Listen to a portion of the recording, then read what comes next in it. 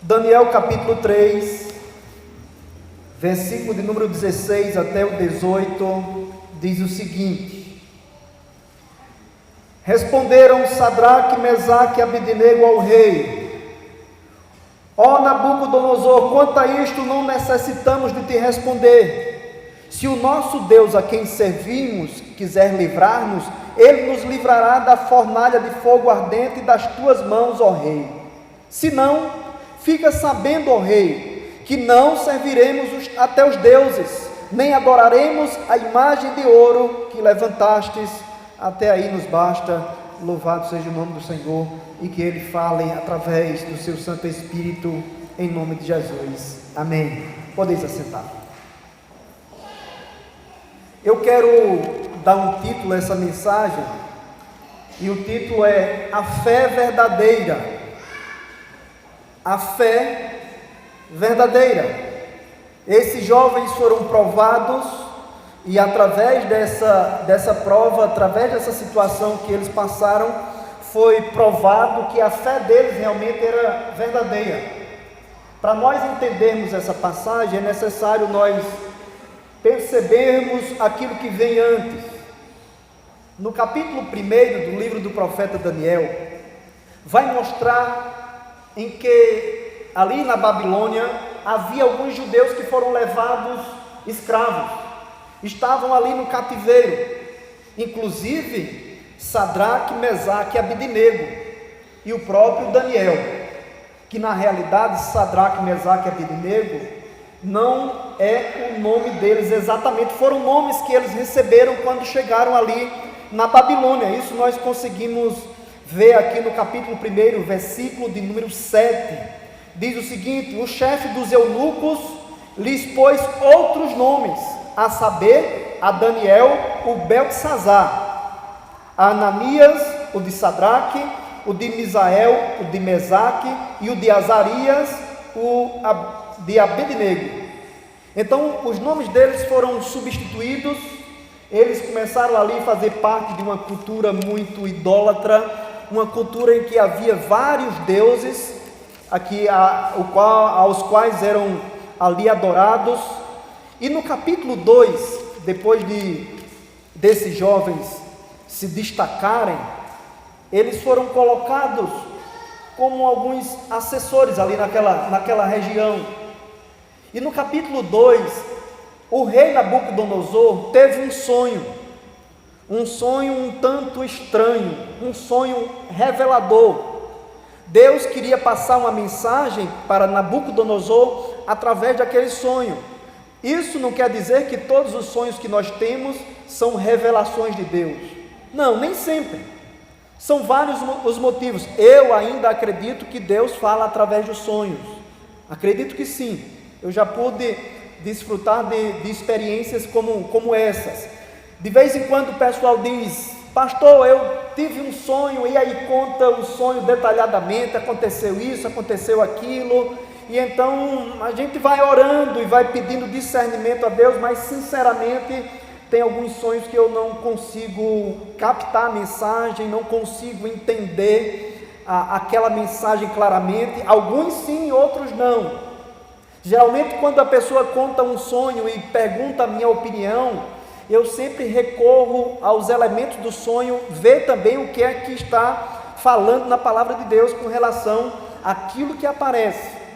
Mas aqui em especial no capítulo 2, o rei Nabucodonosor, ele vê uma imagem um tanto estranha, e ele queria a revelação daquele sonho.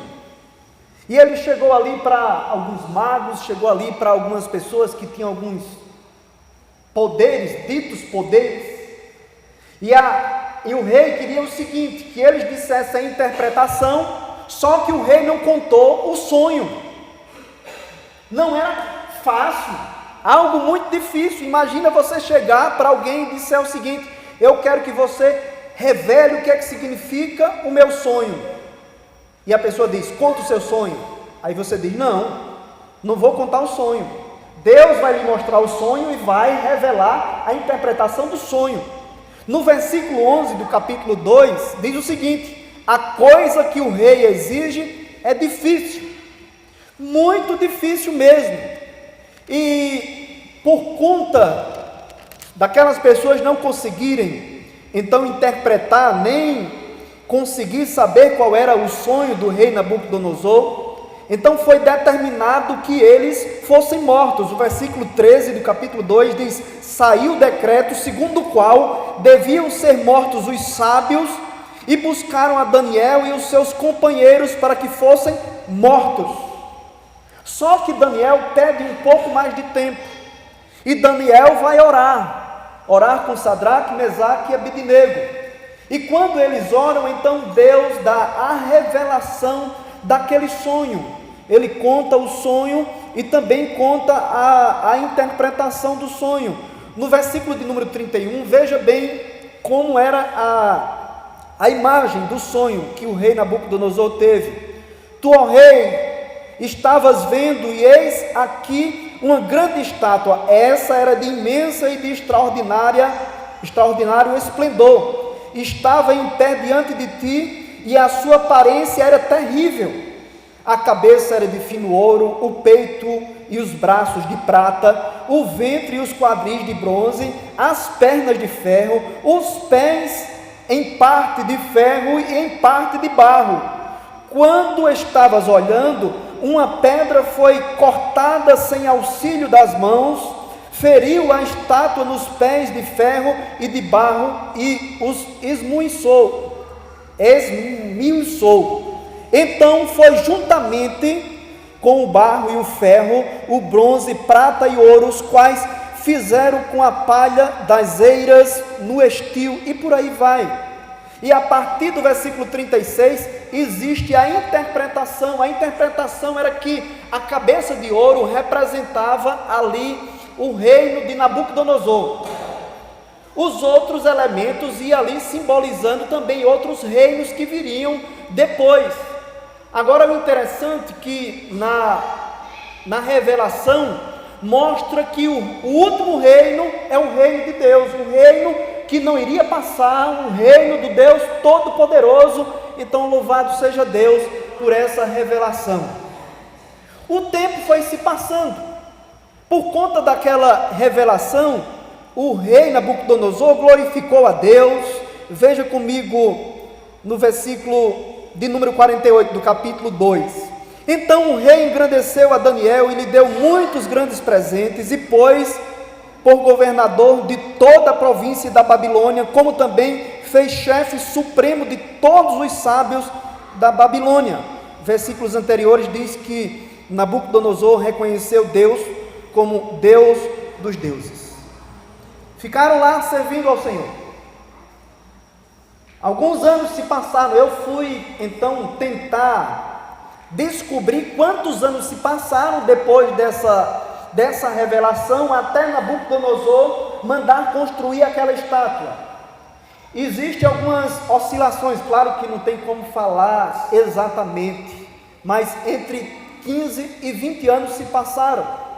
E o que é que acontece? Nabucodonosor começou a fazer muitas conquistas, e aquele poder então subiu ao coração dele. Ele ficou muito arrogante, ele queria ser adorado. Ele esqueceu agora do Deus de Israel, do Deus de Daniel, de Sadraque, Mesaque e Abednego, e ele disse: eu quero ser adorado. É onde nós entramos no capítulo 3. Ele manda construir uma grande estátua de ouro. Essa estátua tinha aproximadamente 30 metros de altura e 3 metros de largura, e foi colocada ali num campo chamado Campo de Dura. No versículo de número 2 diz isso. Dura significa um lugar murado. Naquele lugar murado foi colocada aquela estátua, e houve então um decreto do rei para que todos fossem participar daquela consagração. Chamou os políticos, chamou prefeitos, governadores, chamou aquela turma toda, mas simplesmente não era uma reunião política, mas era um culto de adoração, um culto de consagração, porque todos tinham que se curvar diante daquela estátua. Aí é onde surge o primeiro ponto da mensagem. A mensagem é a fé verdadeira. E a fé verdadeira, ela tem várias características. Eu vou aqui, pelo menos nessa noite, destacar 4 características de uma fé verdadeira. Apenas 4. São muitas e muitas outras, mas o tempo não é suficiente para que a gente venha ainda destacar mais alguns outros pontos. E o primeiro ponto é que a fé verdadeira enfrenta provações. Do versículo 1 até o versículo 12, mostra essa estátua construída e esse decreto, essa ordem para que se prostrassem. E quem não se prostrasse diante daquela imagem, então seria lançado na fornalha ardente. Era um decreto que deveria ser obedecido. Quando se tocassem vários tipos de instrumentos, então isso deveria ser feito. Eles deveriam se prostrar. E o rei mandou tocar aqueles instrumentos, e apenas 3 jovens não se prostraram. Daniel não estava ali. O texto não nos mostra claramente aonde Daniel estava. Existem algumas suposições. Talvez Daniel haveria feito tinha viajado para outra região, por isso que ele não participou desse momento, não é destacado, como ele também não se curvou. Essa é uma das hipóteses que poderia ter acontecido. Mas vamos lá, a fé verdadeira enfrenta provações. Aqueles jovens tinham a fé verdadeira, mas nem por isso eles deixaram de enfrentar aquela prova. E é interessante que Deus nos prova com os seus objetivos. O objetivo de Deus nos provar, eu digo que é o seguinte: é fortalecer a nossa fé, é trazer maturidade, é trazer mais compromisso com Ele, é trazer mais dependência, é trazer mais fé. Deus tem seus propósitos e seus objetivos com relação a provar a nossa fé. Lembra de Jó? Não tem como falar de provação e não lembrar de Jó. O objetivo ali, de toda aquela prova na vida de Jó, na família de Jó, era levar Jó a ter uma comunhão maior com Deus. Era provar o diabo, porque o diabo ali estava se esforçando para falar que Jó só servia a Deus porque ele tinha dinheiro, porque ele tinha uma família, porque ele tinha a sua esposa, tinha ali um casamento, porque ele tinha saúde. Então a tese de Satanás, a ideia de Satanás é que Jó só servia a Deus por causa disso. E Deus permitiu que Satanás então agisse na vida de Jó, provasse a vida de Jó, para provar tudo ao contrário, para mostrar que é possível servir a Deus a não ser por dinheiro, que é possível servir a Deus mesmo estando doente, que é possível servir a Deus mesmo estando numa crise na família, é possível servir a Deus. Por isso que Jó disse: Deus deu, Deus tomou, bendito seja o nome do Senhor. Eu posso não ter dinheiro, eu posso não ter família, eu posso não ter saúde, mas eu vou continuar adorando a Deus. Então a fé verdadeira suporta e enfrenta as provações. Por isso que eu percebo que muita gente sai da igreja. Sabe por quê? Porque quando é provado, isso revela que a fé não é verdadeira, que é uma fé superficial, que é uma fé que está firmada em uma pessoa, uma fé que está firmada em um período bom da sua vida. Porque ser crente enquanto está com dinheiro, ser crente enquanto está com saúde, ser crente enquanto está empregado, ser crente enquanto está sem viver problemas, é muito fácil. Eu quero ver ser crente e mostrar a sua fé verdadeira nos momentos difíceis. São nos momentos difíceis que a nossa fé é provada. Deuteronômio capítulo 8, versículo 2, diz isso, diz que Deus provou, que Deus levou aquele povo lá para o deserto para manifestar o que estava no coração do povo. A pessoa diz: eu tenho fé, eu creio, eu faço isso, eu faço aquilo, eu quero ver no momento da prova se tem fé mesmo, se é perseverante mesmo, se é um adorador mesmo, se a fé é verdadeira. Aí sim, não é porque que nós temos uma fé verdadeira, vamos deixar de ser provados. Esses jovens foram provados, muitos outros foram provados.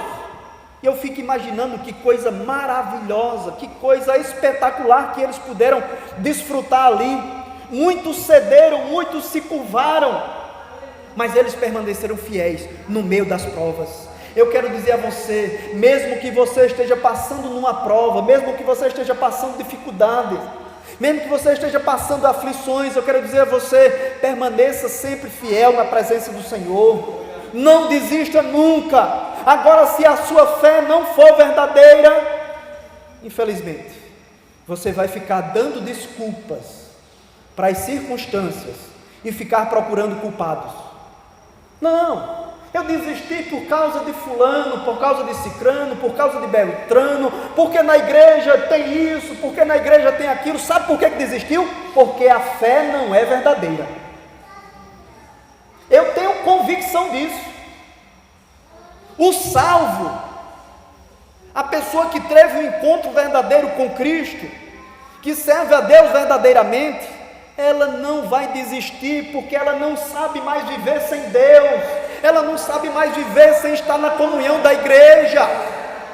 A igreja tem suas complicações? Tem, mas na igreja tem muita gente de Deus, na igreja tem ovelha, na igreja tem gente referencial, tem realmente, tem alguns que ainda não são, mas não é por causa disso que eu vou deixar de servir a Deus, porque eu não estou servindo a Deus por causa das pessoas, eu estou servindo a Deus porque Ele é merecedor, porque Ele é digno de louvor, porque Ele é digno de adoração.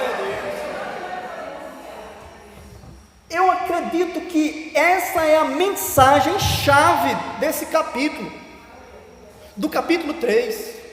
O texto que nós lemos, os versículos 16, 17 e 18, eles disseram: olha, se Deus livrar, muito bem, e se Deus não livrar, nós não vamos nos curvar da mesma forma. Então a fé verdadeira faz assim: se Deus fizer, Ele é Deus, se não fizer, Ele é Deus. Se Ele curar, amém, se Ele não curar, amém também. Então, essa é a ideia aqui, nesses 12 primeiros versículos, que a fé verdadeira enfrenta provações. Deus nunca prometeu que nós não passaríamos por provações. Nunca. Já vai fazer uns 15 dias que eu passei por mais uma provação que eu não imaginava passar. Algumas pessoas não escutaram, eu vou contar rapidamente. Numa quarta-feira, por volta de 13h30 da tarde, fui levar minha menina ali próximo ao Estadual da Prata, no bairro da Prata, na rua por trás do Estadual, rua Montevidéu. E então 2 elementos em uma moto passaram, e eu estava procurando um lugar para estacionar o carro, e a moto parou no sinal, e no meu pensamento, quando abrir o sinal, eles vão em frente, a rua de mão única. Quando o sinal deu verde, automaticamente eles voltaram na contramão. Quando voltou na contramão, eu disse: Jesus, não tem para onde escapar, a prova chegou. Tem hora que é assim, a prova é assim, ninguém está esperando e chega de repente. Chega de repente. E quando foi naquele momento que ele já voltou com o revólver na mão, eu não olhei nem o rosto dele direito, olhei mais para a mão, olhei mais para o revólver. E aí ele pediu o celular, pediu a chave do carro. Um foi embora na moto e o outro foi embora no carro. E naquele momento ali passa muita coisa na nossa mente, mas Deus me deu uma calma, Deus me deu uma tranquilidade, até porque eu sabia que eles não iam muito distante não. De repente tinha um policial vendo de longe e me ofereceu ajuda. Vamos lá. Entrei no carro dele. Quando entrei no carro dele, mais na frente, lá no Renatão, o carro estava, o ladrão tentando dar partida no carro e o carro sem pegar. O policial parou, deu um tiro para cima e olha, mais uma prova. A pistola engasgou. Eu digo, meu Deus, se esses ladrões atirar de lá para cá, e agora, como é que vai fazer? Mas na mesma hora, eu senti, mas se Deus mandou ajuda, eu vou descansar no Senhor. Mas por via das dúvidas, deixa eu pular para o banco de trás. A fé foi pequena. Aí eu pulei para o banco de trás, né? E o cara lá tentando desengasgar a arma. E glória a Deus que os ladrões foram embora, o carro ficou lá, o celular caiu, louvado seja o nome do Senhor. Mas nós passamos por provações. O mundo em que nós vivemos é desse jeito. Passamos constantemente. E hoje parece que alguns crentes estão vivendo em um mundo em que, sei lá, que não querem passar dificuldades. Eu não estou dizendo que eu gosto de passar dificuldades. Não, eu não gosto. Ninguém, acredito que ninguém aqui gosta. Ninguém gosta. Mas faz parte da vida do crente. Mesmo ele tendo uma fé verdadeira, ele está sendo provado. E nesse momento de provação é que nós vamos refletir o quanto nós confiamos em Deus, o quanto nós acreditamos em Deus, o quanto nós descansamos no Senhor. Então, esse é o primeiro ponto da mensagem. A fé verdadeira faz isso, nos faz enfrentar provações, mas depois da provação, a gente sai fortalecido. Sai fortalecido. Já uma fé falsa, quando a pessoa é provada, ela quer mandar em Deus. Já viu que hoje em dia eu determino, eu mando, eu decreto, Deus é obrigado, Deus tem que se sujeitar. Que conversa fiada é essa? Que Deus é esse? Deus é soberano, Ele não precisa se sujeitar a nada que o ser humano diz. Ele é soberano e Ele manda. Ele faz se quiser, Ele tira da fornalha se quiser, Ele livra se quiser. Esse é o ponto focal da mensagem. Esse é o ponto focal do Evangelho. Que Deus não é obrigado a fazer, Deus não é obrigado, não. Deus é obrigado a curar. Deus é obrigado a tirar do leito de morte. E se o plano de Deus for outro? Se o objetivo de Deus for outro? Aí então Deus não livra da morte, aí a pessoa já diz, então não vou servir mais a Deus. Que fé é essa? Que fé é essa? Por esses dias eu estava vendo um vídeo também no WhatsApp. Acho que a criança tinha entre 2 e 3 anos e a família achou essa criança na piscina. Levaram para o hospital e quando chegaram no hospital a criança ainda estava com vida. Fizeram todos os procedimentos, mas mesmo assim a criança não sobreviveu, infelizmente. E a mãe lá, do lado daquela cama, começou a louvar a Deus. Começou a engrandecer o Senhor. Eu olhei assim e digo, meu Deus, que fé verdadeira. Mesmo no leito de morte, aquela mulher estava glorificando a Deus. Então nós precisamos glorificar a Deus em todos os momentos. Então para isso é necessário ter uma fé verdadeira. Quando nós então vamos a partir do versículo 13 até o 18, aqui a fé verdadeira gera integridade. Eles começaram a serem acusados. Veja comigo o versículo de número 13. Eles haviam sido acusados, e quando eles foram acusados, houve uma conspiração, e o versículo 13 diz o seguinte: então Nabucodonosor, irado e furioso, mandou chamar Sadraque, Mesaque e Abidnego, e trouxe a estes homens perante o rei, e falou Nabucodonosor, e lhes disse: é verdade, ó Sadraque, Mesaque e Abidnego, que vós não servis a meus deuses, nem adorais a imagem de ouro que levantei? Agora, pois, estáis dispostos quando ouvirdes o som da trombeta, do pífaro, da cítara, da harpa, do saltério. E aí ele foi falando ali todos aqueles instrumentos. Aí surge a pergunta: e quem é o Deus que vos poderá livrar das minhas mãos? Quem é o Deus que pode livrar vocês das minhas mãos? Aqui a fé verdadeira gerou no coração deles integridade, gerou no coração deles fidelidade, obediência, porque só quem consegue ter uma vida de obediência é quem tem uma fé verdadeira no coração.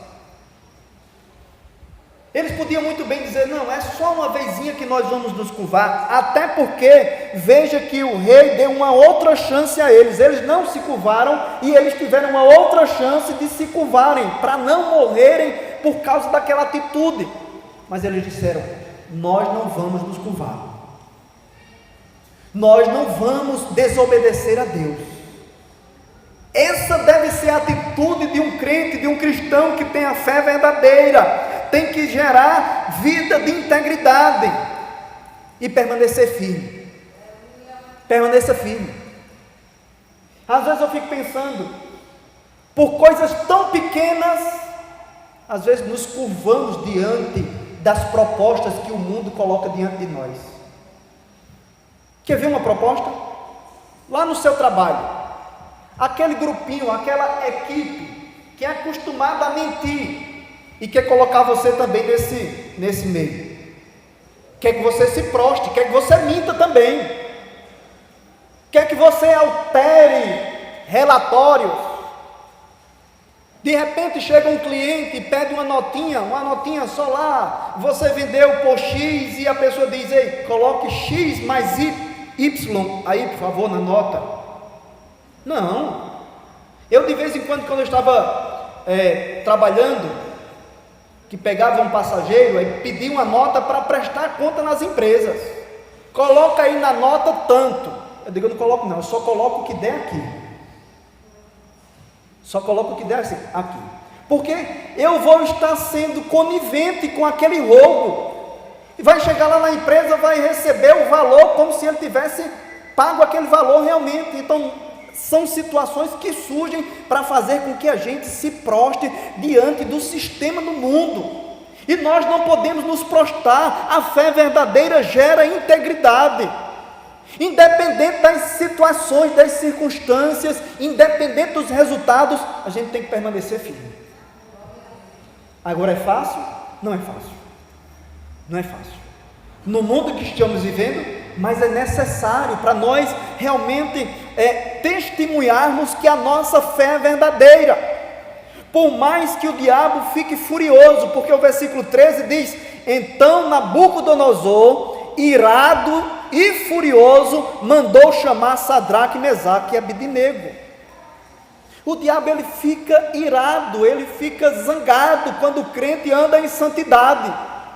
Crente desmantelado, o diabo não está nem aí não, pode continuar na igreja, pode continuar vindo para os cultos, pode continuar frequentando a igreja, pode continuar dando glória e aleluia, pode continuar sendo dizimista, sendo ofertante, sendo batizado, mas nada disso vai fazer com que o diabo se sujeite à sua autoridade em nome de Jesus. Ele só se sujeita, sabe quando? Quando nós temos uma vida de obediência, de integridade na presença do Senhor. Obediência. A fé verdadeira, ela gera integridade nas nossas vidas.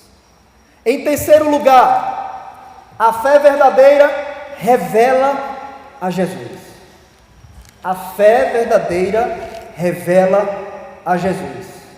Do versículo 19 até o versículo de número 25, vai mostrar então agora Nabucodonosor com a sua fúria. Veja o versículo 19.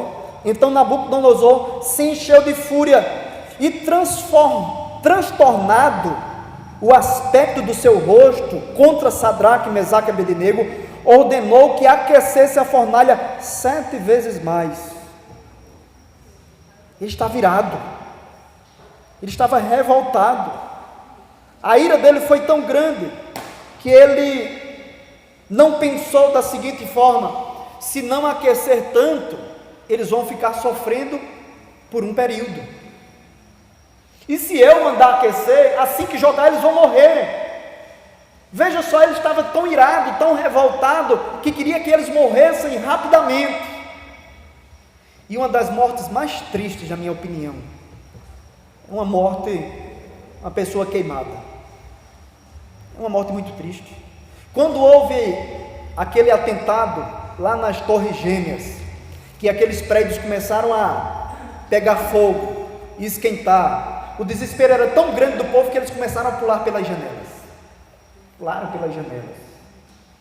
Incêndios em que pessoas foram encontradas dentro de elevadores.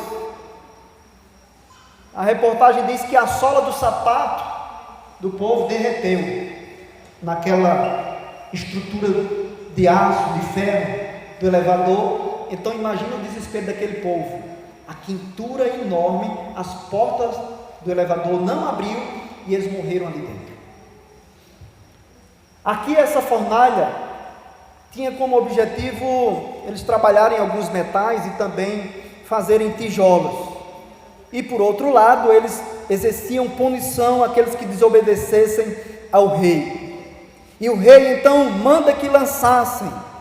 No versículo 21 diz: estes homens foram lançados, atados aos seus mantos, suas túnicas e chapéus, e as outras roupas foram lançadas na fornalha sobremaneira acesa, todos jogados lá. E quando foram jogados, os próprios que jogaram aqueles jovens terminaram morrendo por conta da temperatura altíssima. E quando o rei Nabucodonosor olhou para aquela fornalha, então viu 4 homens ao invés de 3, e ele ficou admirado. Ele se espantou. O versículo 24 diz: então o rei Nabucodonosor se espantou e se levantou depressa e disse aos seus conselheiros: não lançamos nós 3 homens atados dentro do fogo? Responderam ao rei: é verdade, ó rei. Tornou ele e disse: eu, porém, vejo 4 homens soltos, que andam passeando dentro do fogo sem nenhum dano, e o aspecto do 4º homem é semelhante a um filho dos deuses. A fé verdadeira revela Jesus. Jesus se revela, Jesus se manifesta, Jesus aparece no meio das nossas provações, das nossas dificuldades. Ele se revela de uma forma ou de outra. Então que nós possamos continuar firmes, como esses jovens continuaram firmes, continuaram crendo. Quando eles ficaram ali, eu fico imaginando nessa cena, o 4º homem.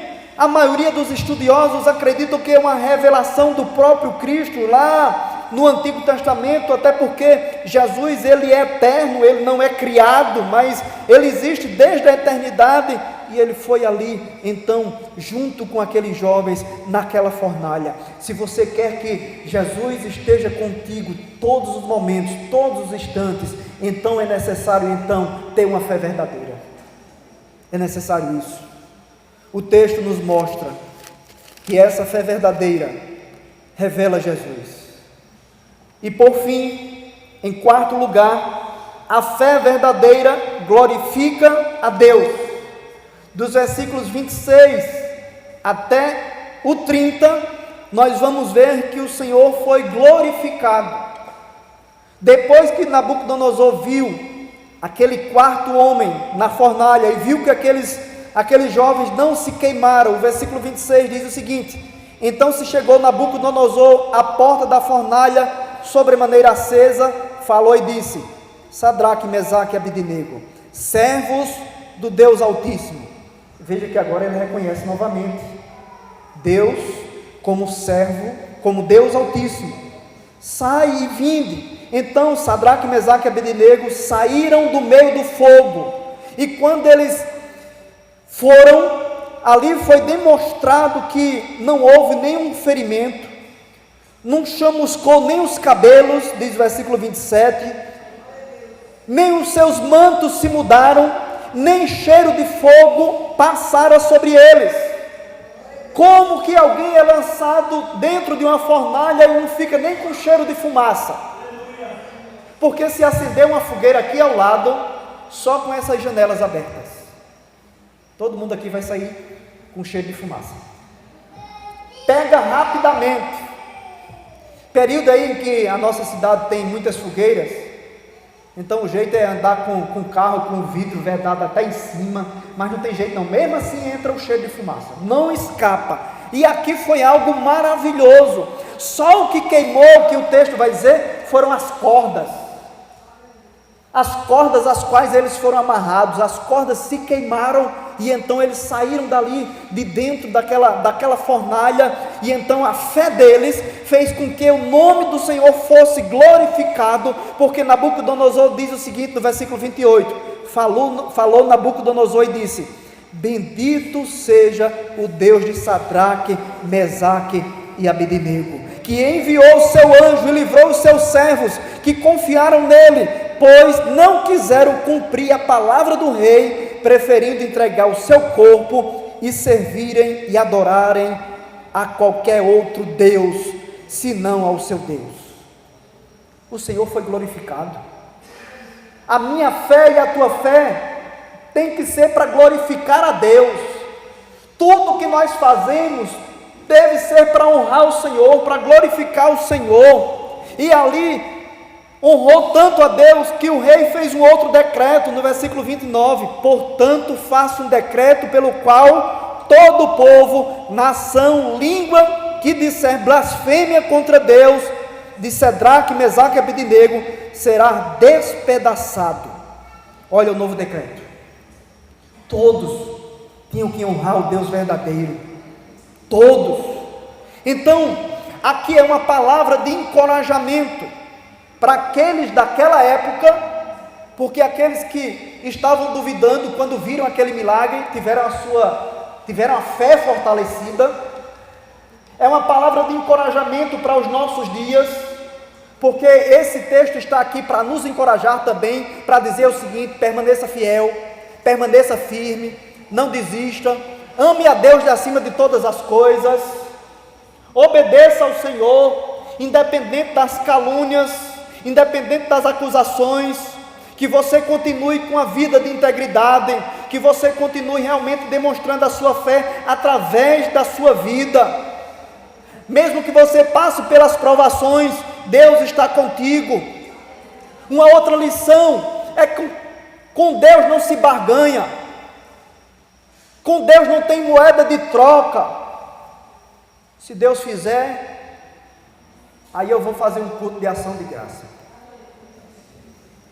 Se Deus fizer isso, fizer aquilo, aí eu vou para a igreja. E se Deus não fizer, não vem para a igreja não?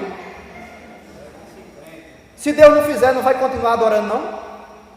Essa é a mensagem. Nós temos que então perceber que o nosso Deus, Ele é digno, independente de qualquer coisa nas nossas vidas, Ele é digno da nossa adoração. Então é uma palavra de encorajamento para os nossos dias, e é uma palavra de encorajamento para o futuro. Apocalipse capítulo 13 e 14 diz que a besta, o anticristo, vai levantar uma imagem para ser adorada. É isso aqui mesmo que Nabucodonosor fez. Quem não adorar a imagem da besta, do anticristo, então vai ser morto. Muitos não vão querer receber a marca da besta, o 666, pensar como a besta pensa, agir como a besta pensa. A marca é nesse sentido. Então é uma palavra de incentivo para dizer assim: não ceda, não ceda, então permaneça firme. E o versículo 30, concluindo o capítulo 3, diz o seguinte: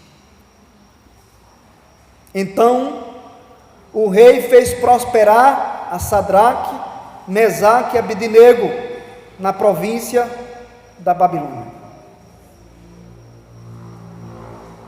Por último, é que vem a questão da prosperidade. Porque às vezes o pessoal vê eu falando contra a teologia da prosperidade e fica pensando que eu não creio no Deus da prosperidade. Eu creio no Deus da prosperidade, eu creio no Deus de milagre, eu creio no Deus de providência, eu creio num Deus que agindo ninguém pode impedir, eu creio num Deus que cuida do seu povo, eu creio nisso. Agora eu não creio que uma fé verdadeira é aquela que quer obrigar Deus a fazer com que todo mundo seja curado. Nem todo mundo é curado. Quando eu olho para a história da igreja, quando eu olho para o profeta Isaías, ele foi cerrado ao meio. Quando eu olho para a morte dos apóstolos, decapitados, estrangulados, quando eu vejo isso, então eu percebo que Deus é um Deus que Ele faz como Ele quer. O que eu preciso fazer simplesmente é me colocar nas mãos dEle e dizer: Senhor, faça a Tua vontade, faça como o Senhor quer. Se o Senhor quiser me livrar, me livre. Se o Senhor não quiser me livrar, me livre, mas eu vou continuar crendo. Se o Senhor quiser fazer eu prosperar, amém, bênção do Deus. Mas também, se o Senhor não quiser fazer com que eu conquiste algumas outras coisas, amém também. Nós precisamos nos contentar com aquilo que Deus tem nos dado. Eu não estou falando de comodismo. Você pode estudar? Estude, eu digo estude.